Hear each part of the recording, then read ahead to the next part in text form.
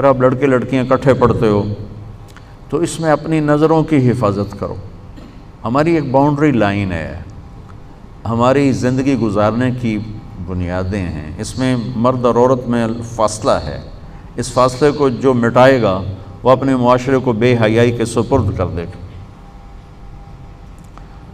جس معاشرے میں حیا ہوتا ہے اس میں اس قسم کے جرائم کم ہوتے ہیں، جو پچھلے دنوں قصور میں بات چلی۔ اس کے پیچھے بے حیائی، بے پردگی، آوارگی بہت بڑا سبب ہے۔ میرے اللہ نے کہا اپنی نظریں جھکا کے رکھو، قل للمؤمنین یغضوا من ابصارہم، ایمان والوں سے کہو نظریں جھکا کے رکھیں۔ قل للمؤمنات یغضضن من ابصارہن، اور یہ مومن عورتوں سے کہو اپنی نظریں جھکا کر رکھیں، کہ ہم ایک حیا والا دین رکھتے ہیں، حیا والا معاشرہ ہوتا ہے اسلامی معاشرہ۔ تو آپ کے ہاں اکٹھے پڑھتے ہیں، تو آپ کی خدمت میں یہ مؤدبانہ محبت بھری گزارش ہے بچوں کہ اپنے نظروں کی حفاظت رکھو، حد فاصل رکھو۔ جتنا آپ کی نظر پاک ہوگی آپ کا دامن پاک ہوگا۔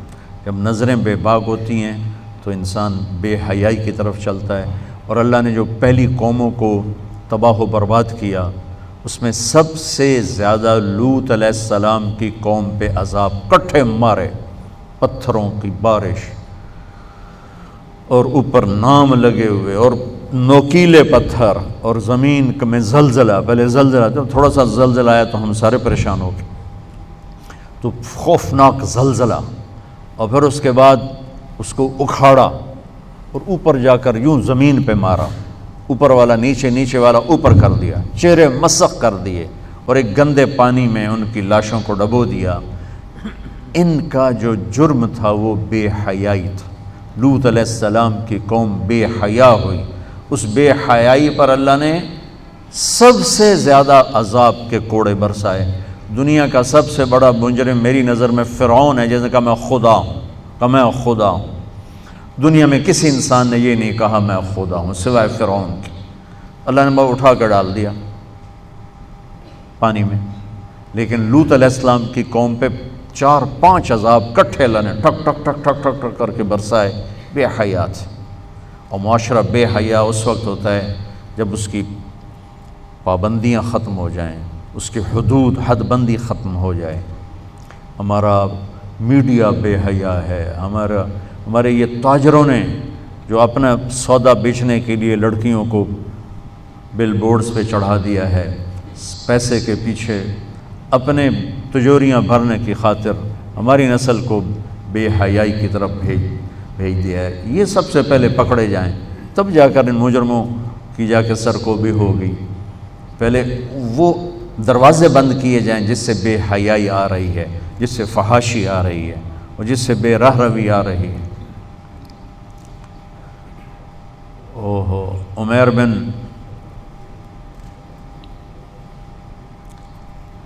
عمیر ایک تابعین میں سے ہیں، صحابی نہیں ہیں۔ ان کو رومن نے پکڑا اور ان سے کہا کہ عیسائی ہو جاؤ۔ کہا میں نہیں ہوتا۔ کہا آدھا ملک دوں گا، اپنی بیٹی دوں گا۔ کہا جو مرضی دو، میں نہیں ہوتا۔ تو اس نے کہا اس کو ایک خوبصورت گھر میں بند کرو، اور شراب اور سور کا گوشت اور ایک لڑکی اندر ڈال دو اور دروازے بند کر دو۔ انہوں نے کر دیا۔ 3 دن 3 رات وہ ایک جگہ بند تھے، اور عمیر رضی اللہ تعالیٰ عنہ کی آنکھ اوپر نہیں اٹھی، یوں بھی نہیں دیکھا۔ تو وہ کہنے لگی کہ من یمنعک منی، تمہیں کون روک رہا ہے، تمہیں کون روک رہا ہے؟ کہنے لگے مجھے وہ روک رہا ہے جو مجھے بھی دیکھ رہا ہے، تجھے بھی دیکھ رہا ہے، جسے نہ نیند آتی ہے نہ اونگ آتی، مجھے وہ روک رہا ہے، مجھے میرا رب روک رہا ہے۔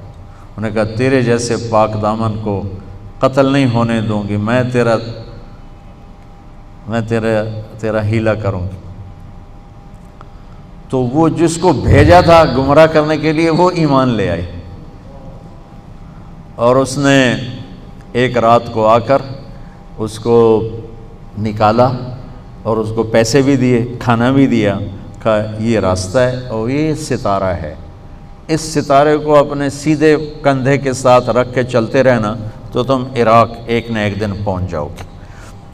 اور ان کو اس نے نکال دیا، ان کی حیا سے متاثر ہو کے مجھے خیال آیا کہ میں اہل بیت پر ایک کتاب لکھواؤں۔ حیرت کی بات تھی کہ اہل بیت کے تذکرے سے تاریخ خالی پڑی، پوری کتاب کھنگال کے چند سطریں ملتی تھیں۔ جو میرے نبی کی آنکھوں کے تارے تھے، میرے نبی کے راج دلارے تھے، 465 کتابیں دیکھیں، اور کھنگالی تو اس سے بھی زیادہ ہوں گی، لیکن جن سے مواد ملا 465 کتابوں سے قطرہ قطرہ جمع کر کے کچھ جمع ہوا۔ تو میں نے ایک چھوٹی سی کاوش کی ہے، دعا فرمائے اللہ اسے قبول کرے، کہ ایک کتاب لکھوائی ہے، 625 صفحے کی وہ کتاب تیار ہوئی ہے، کہ مواد ہی نہیں ملتا تھا۔